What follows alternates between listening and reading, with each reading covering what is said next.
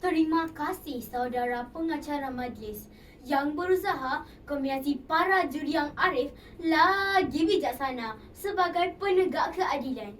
Penjaga masa yang setia berpaksi detik waktu. Hadirin warga dewan yang saya kasihi sekalian, Assalamualaikum. Dan salam sejahtera. Pembuka bicara.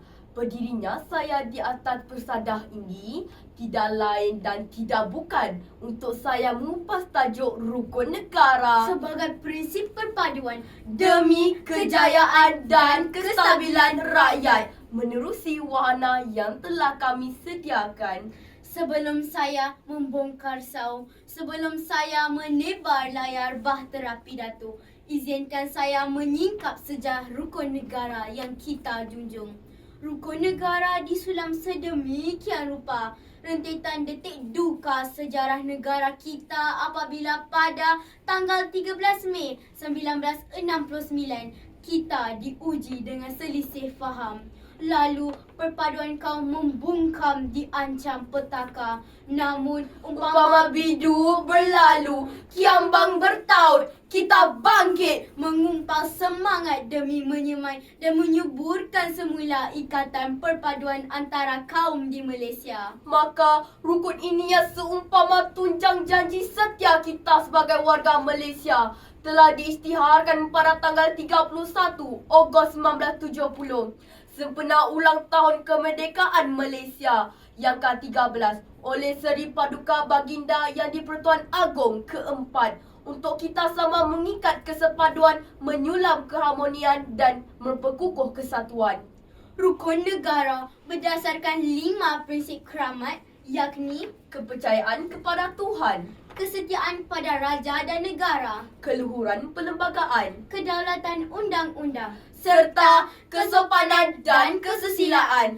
perlu kita yakini sebagai suatu usaha tuntas, umpama suatu obor penyuluh bagi menunjuk jalan bagaimana kita, rakyat berbilang etnik, masyarakat berbilang bangsa dapat hidup rukun damai, memacu kestabilan dan mencipta kejayaan demi tanah air tercinta. Maka nilai paling tuntas dan teratas dalam mewujudkan keharmonian tentunya kepercayaan kepada Tuhan.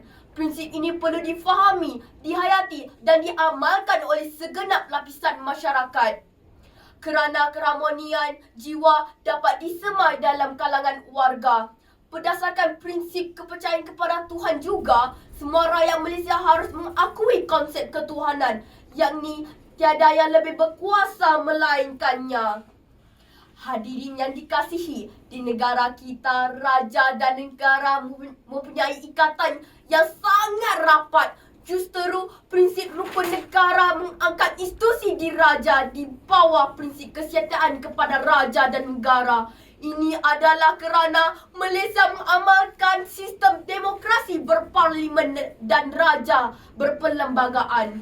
Maka kesetiaan kepada raja dan negara dalam konteks perhubungan rakyat dan negara dan raja, rakyat harus mencurahkan taat setianya kepada raja, manakala raja atau pemerintah harus menyediakan perlindungan kepada negara dan seluruh rakyat jelata. Hubungan timbal balas ini meletakkan asas kesetiaan tidak berbelah bagi dalam kalangan rakyat, lantas membentuk semangat kebangsaan yang boleh menyatu padukan rakyat semua. Maka titah penuh hikmah Baginda Sultan Alauddin Riyad Shah wajar kita pahatkan di minda serta disematkan di dada. Menjadi pedoman kehidupan. Rakyat itu umpama akar, raja itu umpama pohonnya. Jikalau tiada akar, nescaya pohon tidak akan dapat berdiri. Begitu signifikan dinyatakan perhubungan antara rakyat dan raja. Menelusuri maksud prinsip rukun negara ketiga, keluhuran perlembagaan menekankan bahawa setiap rakyat mestilah menghormati dan mematuhi perlembagaan umpama peribahasa. Di mana bumiku pijak, di situlah langitku junjung. Justeru keluhuran perlembagaan Malaysia terletak kepada undang-undang yang tertinggi yang menjadi sumber dan punca kepada semua perlembagaan persekutuan. Kedaulatan undang-undang jelas menyatakan undang-undang adalah elemen utama pemerintahan sesebuah negara yang mengikat kerajaan dan rakyat dan wajib mematuhinya. Rukun kesopanan dan kesusilaan menggambarkan cara hidup dan norma diamalkan oleh rakyat Malaysia. Semua rakyat adalah sama dalam segi kedaulatan undang-undang negara. Hadirin yang dikasihi, akar tradisi dan budaya rakyat Malaysia yang penuh tata susila dan kesopanan seharusnya dipelihara dan diamalkan supaya masyarakat bebas daripada kebudayaan falsafah liberalisme yang boleh merosakkan akhlak dan moral masyarakat. Justeru, prinsip rukun negara yang kelima ini membawa makna bahawa rakyat Malaysia haruslah bertolak ansur, bertimbang rasa dan berkeluarkan baik.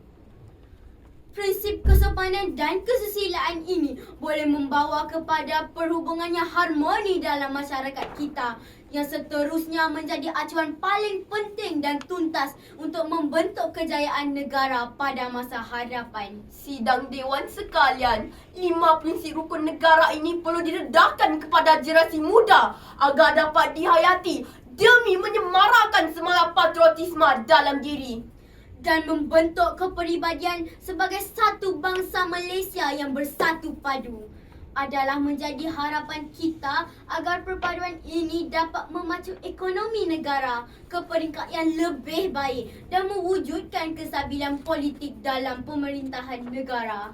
Jambangan subur beribu bunga, di hilir kota tumbuh merata. Perlembagaan luhur restu bersama, lahirlah negara berdaulat merdeka. Baju kebaya, kain bercorak, cantik memikat si gadis desa. Rukun negara, 5 tertegak, rakyat berbilang bangsa. Sekian, terima kasih.